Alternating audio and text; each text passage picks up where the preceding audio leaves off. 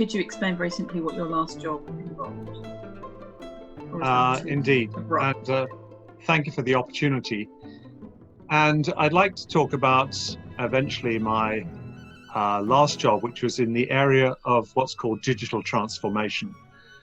The point being that almost every single industry, every single organization you can think of, from charities to the Ministry of Defense, to banking, to healthcare, whatever, involves knowledge management and data management.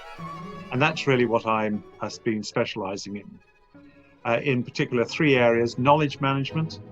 So for example, helping the British Library in terms of their search and curating. Intellectual property capture, meaning what is that seriously interesting information that you have as a company that's very important and you need to safeguard. And I was working with Royal Bank of Scotland where that was very critical. Data exploitation, meaning can I get the best results out of the information that I have? So consequently, one of our clients is the UK police, but also data security and protection. It's interesting, isn't it, that we have something like Facebook, we have Twitter, and obviously all the other opportunities of social media. On the one hand, we want to be able to have freedom to interact with others. On the other hand, we also don't want certain parts of our information not to be shared. So the question is, how can you have both of these? And in order to get to this position, my job is a business strategist. That is to say, planning where the demand was in relation to the software products that my company had. And given that background, I just briefly show you that I have had time as an army officer. I've been a solicitor of the British courts. I've been an insurance broker for political risk. I've been a banker. I've been in compliance, which means the enforcing of regulations within the bank. But also, hopefully of interest and of value, I've also been the chairman of the Workers' Council for a bank for 9 years, and also chairman of a charity committee, meaning can we give something back to the community? So I pull those all together. So what does my job involve? It's basically deducing business needs from clients, where I can then find what is the challenge that you have in relation to data management, seeing the existing facilities that they have and creating innovative solutions to advance their goals and their business needs. And if you like, that all involves the ability to persuade and convince a client as to the solutions that are required. But the importance of this, I would say centrally, is that this applies to absolutely every industry you can think of, including NGOs, including charities, etc. So I hope that gives you a general idea. Right. So you wouldn't really have a typical day at work because you've had such a wide variety of things to do. What would your typical day look like? I would say the starting point really is I have a potential client, let's say, so an initial priority research on the client. Research really very important. Where is the client now and where do they want to be? Looking online, you can look at their annual report, which is very valuable usually because they have to project 5 years forward as to where they want to be. And then ask yourself, of those objectives for the future, how many of those actually have a data component? And I think you'll be amazed at how frequently almost every single one of them depends on being able to manage information. So first of all, research. Secondly, then checking as to what the client's needs are and what they're understood. What have they said that they want? Then I've had to bring together a team of colleagues. I didn't own a huge department, but my job was really to bring together key specialists, those who knew about the technology, those who knew about the regulation, those who knew about implementation, and put it all together. So teamwork.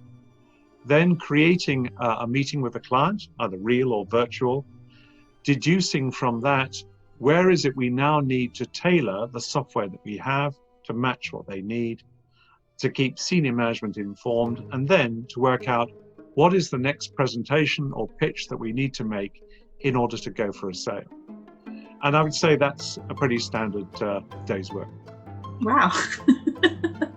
So you must use lots of different things in your job. I mean, what couldn't you live without? What kind of things do you need to do all of that? I think the first of these, I would say, is a strategic model, something that universally can apply to clients, and it doesn't matter whether, as I say, whether they're Ministry of Defence, a bank, a charity, health service, or whatever. And one of the things that we've found over the last 3 or 4 years is that there are some universal drivers of any kind of business. First of all, regulation and compliance, keeping on the side of the angels, risk management. Everybody has a risk element to what they do. How can you manage that and control it? Secondly, operational efficiency. How can you do things better, faster, cheaper, and actually produce better results for your organization? And then the third, I would call in the commercial world, revenue. But even in those areas which don't have an earning budget, such as the NHS or the MOD, I still say there's still budget. You still have to justify the spend that you have. And what I've found is that this kind of model is something that enables me to talk to anyone. And the two, if you like, the square and the circle, what are they about? Well, the square is about information management. Can we find the information that we need to achieve these 3 goals? Can we classify it into a sensible curation? And then can we govern it? Can we make it work for us? And what's the circle all about? Well, you can't escape from the fact that all data, it needs to be found. Secondly, who's entitled to have it? Very important, coming back to things like your own personal Twitter account and your WhatsApp account. And then finally, the applications that are necessary and the security that lies around it. So we're talking information management, we're talking about security. So that's one thing. The second thing is having, if you like, a go pack, having a presentation for immediate usage. And indeed, one of the things that I generated was what I call the tube map, which is talking about business information. And people like the idea. They can link to what a tube map looks like, but it's dealing with the strands of information management that exist anywhere. A lot of it is to do with privacy of data.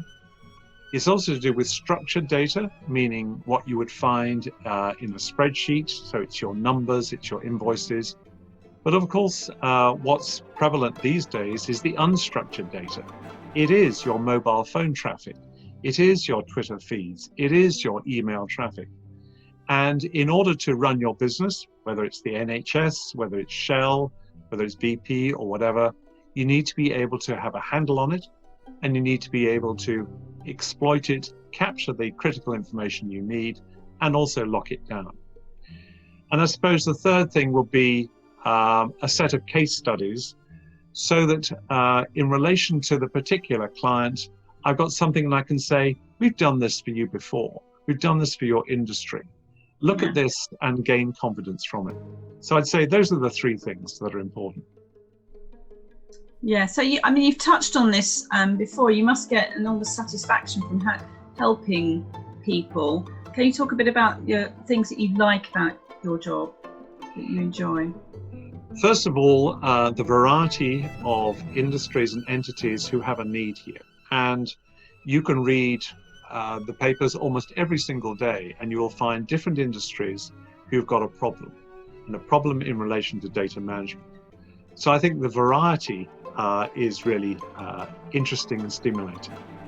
The second thing is it's more a kind of soft skill or engagement, and that is forming virtual teams. The ability to get on with people, the ability to persuade people that what you are doing is something they might like to join in on, and they would benefit and value from it. And as a result, we could both satisfy our clients, possibly make money as a result. And I suppose the third thing is, if I had time going through my various professions that I've worked for, what I've always done about every 3 years is I have created a greenfield site solution.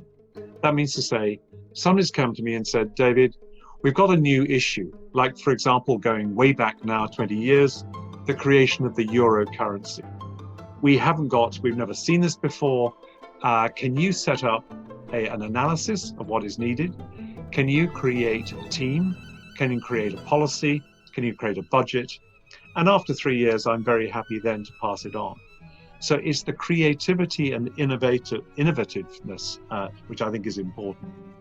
But so also, by greenfield, you mean something that didn't exist before and you've had to completely invent it.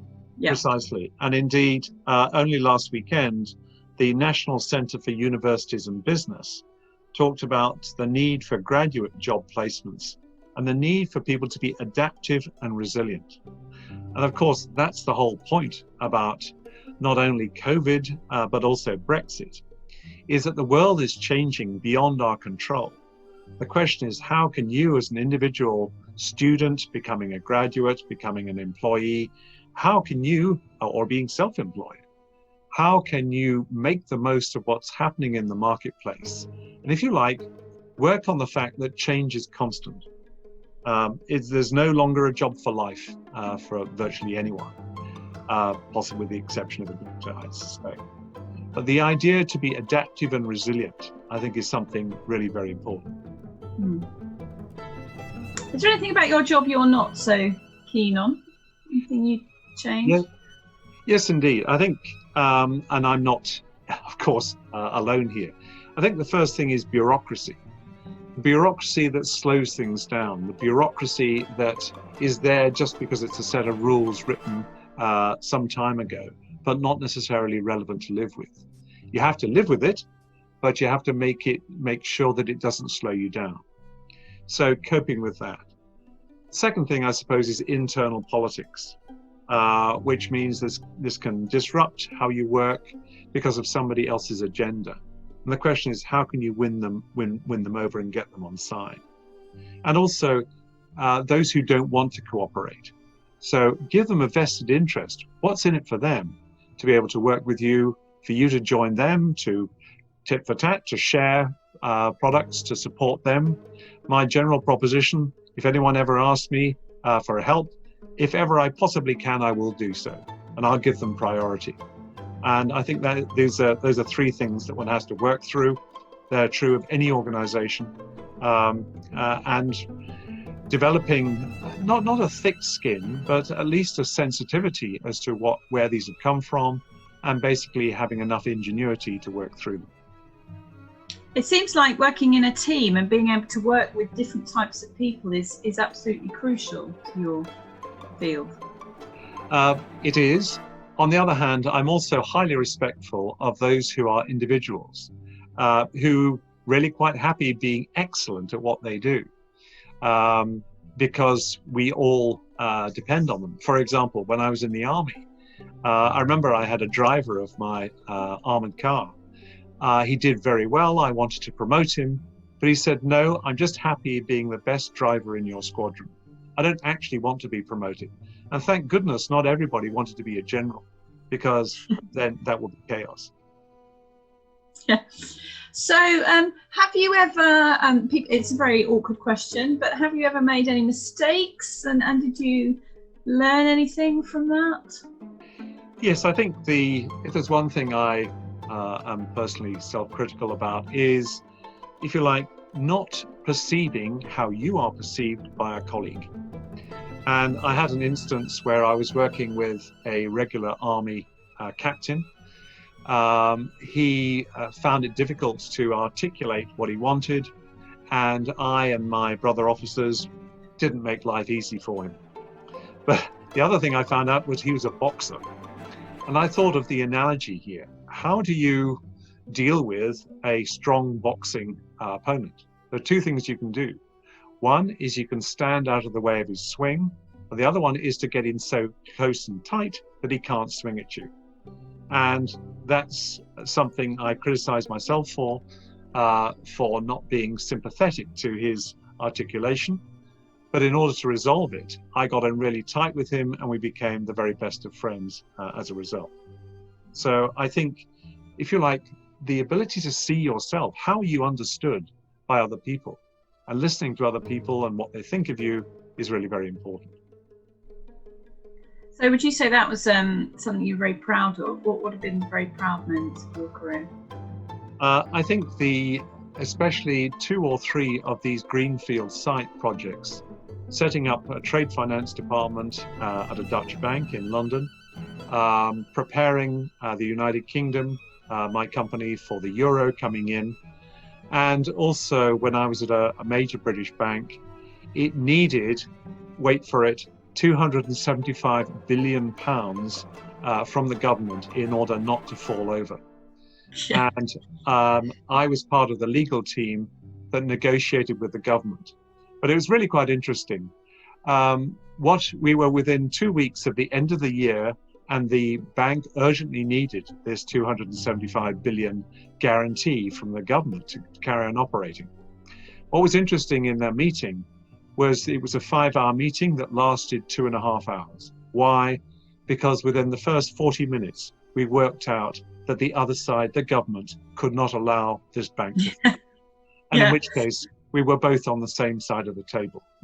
And when we unrolled a literally 5-meter map of what we had done to reorganize the bank, we said, any questions? They said no, and the meeting was over. So I'm really proud of that. So that kind of preempted my next question, which is to talk about the skills that you need. You've talked a lot about teamwork and understanding different people and their strengths and what they are good at. And you've also talked a lot about being very well prepared and planning. Would you say those are the important skills? Is there anything else? Absolutely. And if you like, taking those points, which I entirely agree with, winning the client confidence. You've never met them before. You might be only seeing them on Zoom. They might be overseas. They might be of a different nationality. So how can you win their confidence? And that is a matter of really putting yourself in their shoes, doing research to understand what their problems are. Because if you watch the press and do enough research, even good old Wikipedia is good at this. It enables you to empathize with where they are and work out not what it is they say they want, but what do they really need? And those can be 2 different things. I think the second thing is ingenuity.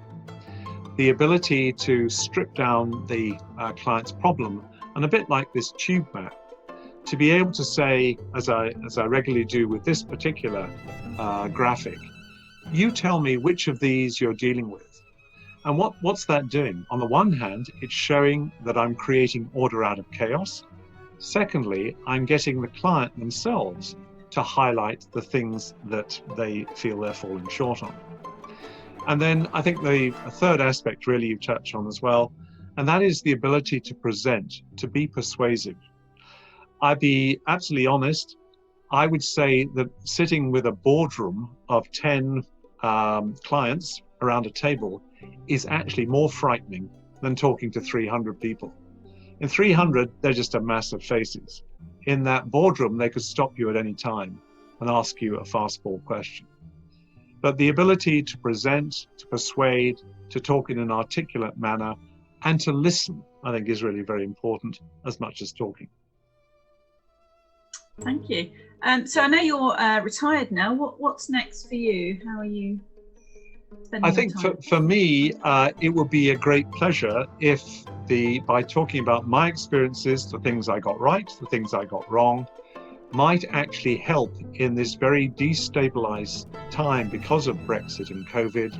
If I could help the younger generations at whatever level, secondary level, sixth form college, university, graduates, if I can pass on some of this experience and help them with their own careers and help them realize what are the skills, as we've just been discussing, that you need in order to make this work for you. Then if I can provide models from my past, which are worth discussing to get discussion going, and then inspiring students actually to look into if you like, the world of employment, not with a sense of doom because surely there's no job for me. No, there isn't a special job for you. You've got to go out and look for it. But if we can, if between ourselves, myself and obviously the school, if we can provide the student with those tools to feel adventurous, to be able to cope with the things that are beyond your control, but have the courage to deal with the opportunities as they arise as well. Fantastic. So yes, if you were one of our students at King's Academy Ringmer or any other school and listening to you now, what would you say they should do if they want to have as interesting and as important a career as you have? Well, I would say don't take what I say for granted, but take, for example, my triangle, or it more complicated in a way, this supply chain, and just go and apply it. You don't need to talk to anybody. You can just get information off the web, or you can talk to other people. You can look in the papers and just test it out. Cross-refer. Is my experience something that is general out in the marketplace and inevitable? My suggestion, and I would never obviously talk about any products, because I haven't spoken about anything that how we solve these problems. But I think being able to show that one has a strategic understanding of how businesses operate, as I say, it doesn't matter whether it's a charity or whether it's a large corporation, whether it's an accounting practice, whether it's a law firm or whatever, it doesn't matter. If you have a clarity of thought, then if you can achieve that, so much the better. And also, when talking to yourself, Natalie, as well as other careers advisors later on in further education, can we identify what is going to be something, and here's a key word I haven't used before, something you enjoy. I think it's so important. If you can find out what you enjoy, then that makes life so much easier. May sound strange. Am I going to enjoy English? Am I going to enjoy maths? Well, you could do, but it's a matter of research into where these are taking you to. All I would say is that, especially for those going into GCSE, stay with it. Get those basics, especially English, history, maths, and languages. Languages in particular. These are the things which you learn now. They're easier to learn than later on, and they will give you an edge later on as well. Brilliant. So keep your options open and do your research and see what's out there. Exactly, and be ready to dream. Be ready to say, where could I, or where would I like to be, for starters, and then what are the building blocks in order to get there? And that's, in a way, once again, comes back to the triangle and the tube map. They, in a way, contribute to putting that together. But I think there are some key attributes that I think are essential. Likability. Are you a nice person? Do people like being with you? Do you enjoy their company? Do you basically listen twice as hard as you speak? Secondly, are you inquisitive? Are you prepared to do the research? Do you care? Where do you want to be? Presentability, not only just simply how you look and whatever, but how you speak and how you come across. I think core competencies from GCSEs are essential, but also having a questioning and debating capability so that you can argue, because none of us get anywhere without having some kind of argument. It doesn't have to be acrimonious, but it does mean to say, are you really just simply taking on board what somebody else says, or are you projecting your own personality? I think that's some advice I would give. Brilliant. Well, thank you very much indeed for taking the time to talk to us. Thank you. Not at all. Great pleasure. And I'd be very happy to talk on a one-to-one basis, or to come to the school and talk to a group.